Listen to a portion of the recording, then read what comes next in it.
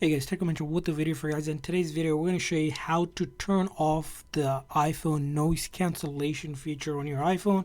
So let's get started. So this feature is specifically only available on iPhone 12 lineup or older. If you have anything newer, this feature is not available. It's completely removed. But if you do happen to have iPhone 12 or older, simply go to your settings and then go to accessibility. And then if you go down to under hearing section under audio visual, if you click on it, you'll see your phone noise cancellation, which basically reduces ambient noise on your phone calls when you're holding the receiver to your ear. Now this works great. You should probably leave it on, but if sometimes this can also interfere with the speaker sound or the earpiece sound. So if you turn it off and test it out, see how that works for you. Might work good for you, it might not. If it doesn't, just simply come back and turn it back on. But that's how you turn it off on your iPhone.